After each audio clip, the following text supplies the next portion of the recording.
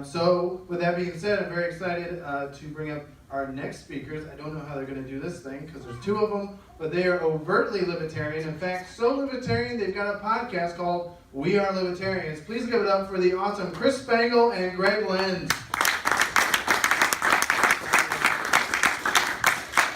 Here's what we'll do. It's on you. Two guys, one mic. Yeah. This is my joke. Alright, now you hide that somewhere. Don't make me hide it.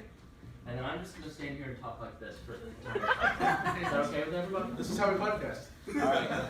My name is Chris Spangle. I am affectionately known as dear leader of the We Are Libertarians podcast. This is my co-host, Greg Lenz.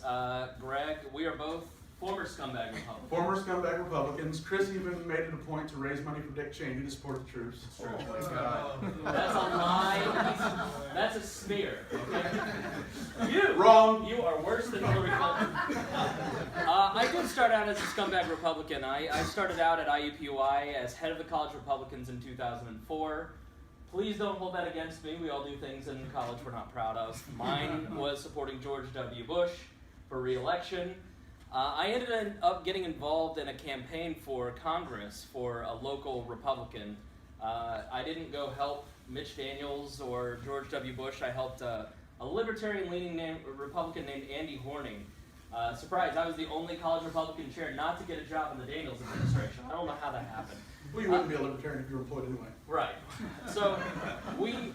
So I started out as a scumbag Republican, and I almost got impeached because that was the year of gay marriage, and I didn't really care if gay people got married, or I just didn't think it was an issue. It didn't seem to make any sense. Yeah.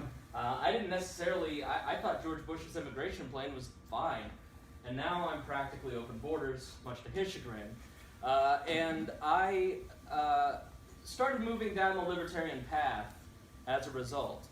And I worked for Abdul Hakim Shabazz on Abdul in the Morning. I was a radio show producer in Indianapolis on 1040. I worked there for 1430. I worked there for 4 years. I became more and more libertarian. The one piece that I was missing was the foreign policy. I just quite couldn't get there. I really still wanted to bomb brown people. And I was watching the debates and I saw that there was this old cranky guy that I had spent months on the radio making fun of. And there's tapes too. There's a lot of tapes. So many tapes I can never run for office. In the Fed. Woohoo! Yeah. And so, but he started to make more sense. And I started to follow the Libertarian Party. And I thought, why don't they have it together? And it turned out they hadn't had an executive director for 3 years. So I went to work for the Libertarian Party of Indiana as their executive director for 4 years. Had a great time. Several people that I know who through that experience. While I was there, I started the podcast We Are Libertarians in an effort to reach college kids, and then went on to work as the marketing director for the Advocates for Self-Government. If you've handed out the quiz, that is the Advocates for Self-Government. If you've never seen the quiz, the guy who replaced me when I left will be happy to give you one of the quizzes. His name's Lil Brett Bittner. And he will quiz you at your own pace. If you listen to We Are Libertarians, backlog. Inside jokes work best when they haven't listened. That's exactly right. And I left there. I now work for the Bob and Tom Show in Indianapolis. And then that's how Brett got here. And we podcast. Yeah, we podcast once a week. We try to cover current events. What I've always found, I got drug into this because I had content for a news website. I needed daily content. And he, in true libertarian fashion, wanted to siphon it off without providing it himself. So he asked me if I'd provide it. I stole it because there's no such thing as copyright. Repurposed it. Right. Repurposed it. But so I you liberated repurposed your it. content. You did. You liberated it, and then we got to talking politics, and so you invited me on to fill in one day in his basement apartment in the very nice Cholo-run apartments of southern Indianapolis. It was dank. Yeah. It was a dank apartment. Yes, it was. It My was. ex-wife lives. Yes, now. and I really thought you were Monte Teo for a while because she was never there. And every time I'd come over, I'd be like, "Oh look, there's no one in the bedroom." I am a libertarian. I haven't seen a woman in several months. But anyway, I did. Yeah, and so Chris invited me on, and I never left. It was the most interesting discovery process on Earth. I'd always been an innate libertarian. I'm not somebody that I was a Republican because my parents were Republicans. They were great suburban white Methodists. You know, God, guns, and country. And so it was tough to shed that, But I also knew that I really didn't care about social issues. I wanted a hospitable economic environment and live and let live. And so I didn't know where I fit, and that doesn't fit in the Republican Party anymore. The Republican Party's undergone a transition that is pretty radical. It's trying to decide whether it's going to take a libertarian shift or if it's going to be the party of white people and nostalgia. And that's the toughest thing to overcome because the people of the party of white people and nostalgia vote, and our generation doesn't. Overwhelmingly, millennials are. We are the libertarian generation. We don't show up. We're not part of the political process yet. When we are, we can change whatever agent or whatever agency or party we want to take over, then we can define it, we will write the future, and we will govern. But until that day, we're kind of stuck being hamstrung from policies from yesteryear. And that's why we do this. We are not for everybody. And we don't try to. We are irreverent, we are offensive, some might call us deplorable. Yes. But what we try to do is libertarianism, it's so easy to get stuck on the philosophy. It's so logically consistent, you can't imagine someone grasping it and not just reaching this conclusion.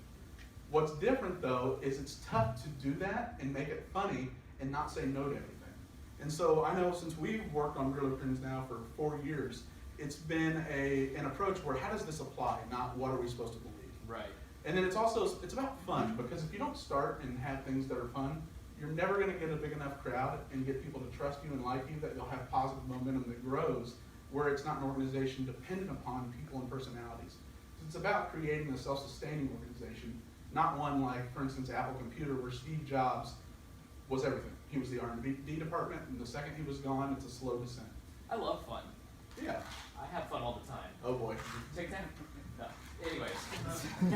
Oh God. So We Are Libertarians is, our tagline is, and all the reverence modern politics deserve. Because we believe that fun, much like Liberty and Chill, he has, every Friday night, Brett Bittner hosts a gathering where it's not political. Politics ends up happening, but it's just a group of people getting together and having fun. It's not a group of people sitting down going, how many, did you know that Jekyll Island was the foundation of the Federal Reserve, and that and then if they don't Quote agree with off you, guard or switch tables. right, if they don't agree with you, then you kick them out. It has to be a welcoming environment. And so what we try to do is we have about 20 millennial libertarians of all different stripes that we bring in, and we like to argue with each other. But at the end of the day, we leave friends. We even have Rob Kendall, a loudmouth Trump supporter, who is mostly ridiculous, largely ridiculous, on the podcast, because we find that arguing with Rob not only sharpens our arguments against him, but also his arguments against us. And that's how I became a libertarian. Because It's because you couldn't disagree with me. Right. You were right. I knew you were right, but I was on the winning side, and I could flaunt that and just pound my chest. But eventually, that gets old. But you get tired of just being wrong. To do that, you have to have the spirit of openness. And so many libertarians don't have a spirit of openness. They want to preach. They want to tell you the right things to believe. That's not how you get people to change their mind. You get people to change their mind by doing what? You help them discover. It's the problem of the discovery process was when you tell them what to think, there's going to be a natural apprehension. You can't tell anyone or create a libertarian through programming. You know, they're already going to be naturally suspicious because you're not someone they look to already for advice. But if you help them flush out their beliefs, you don't do it with an antagonistic nature. You do it where you say, well, what if you consider the opposite? Or tell me what you believe, and then ask them, well, how did you come to that conclusion?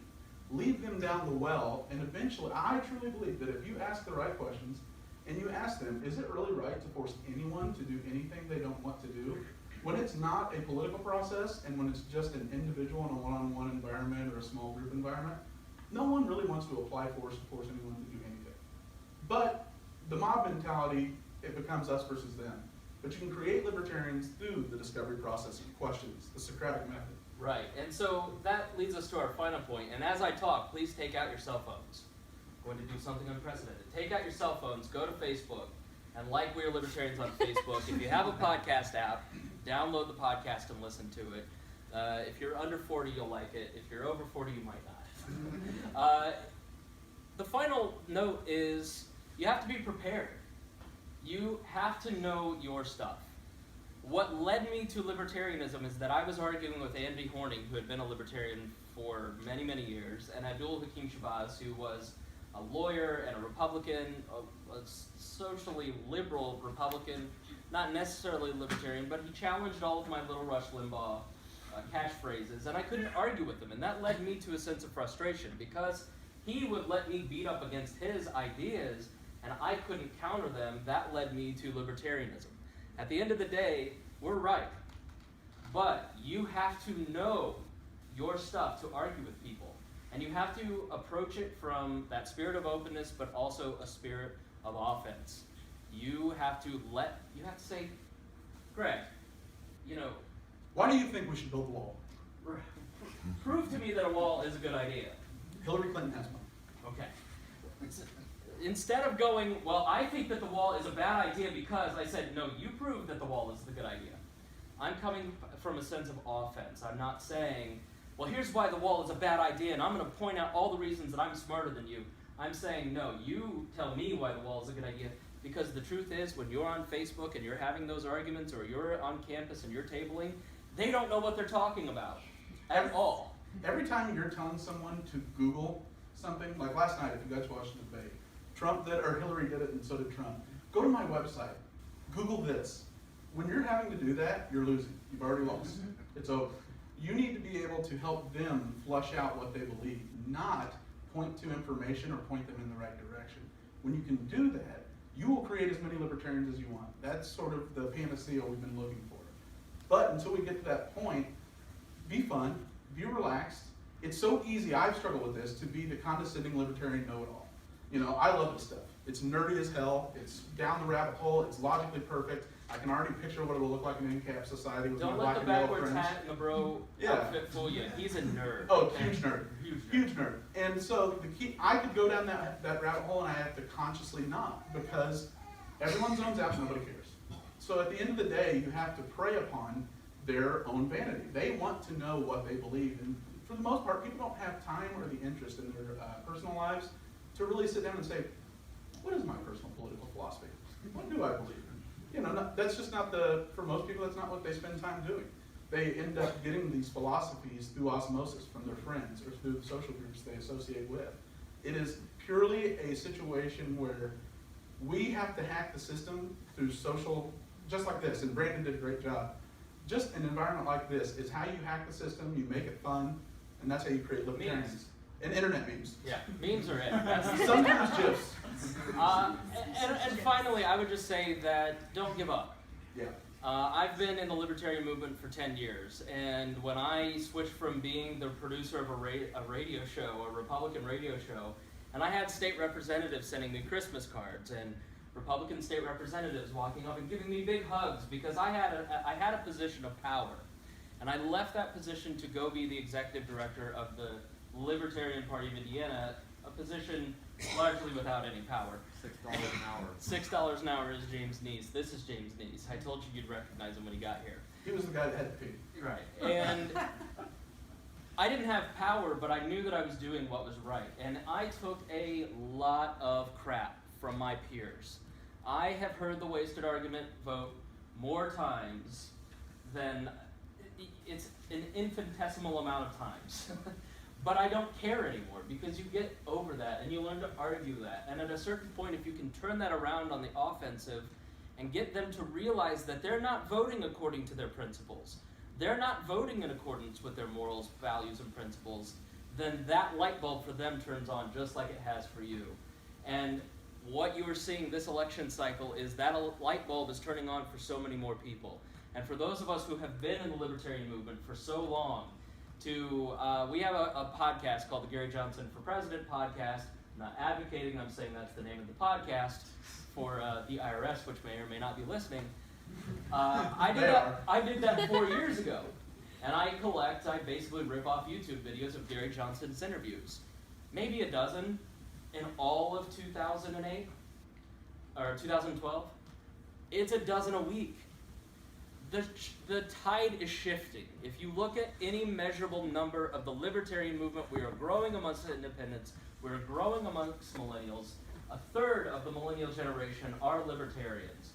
We are the future, and you just have to be patient. It's a long process to build a movement. It isn't self-gratifying most of the time. Although those Rothbardian debates, that's great mental masturbation. But you will win. You just have to be patient. And so if you have an event where you have 2 people show up, who cares? Because at some point you're going to have one where 300 people show up, and that's the win. It is all about moving forward. And then it's really happening. It is happening. It is. We're in it. It's so happening right now. It is. So just keep the faith. Be prepared. Share internet memes. Yep. Be open. Be fun, be lighthearted. This And is, listen this to is your very Libertarian. serious, but there's no way of making it serious and getting people to notice. You have to do it in an indirect way. So the more fun it is, the more Libertarians you can create. Thank you very much.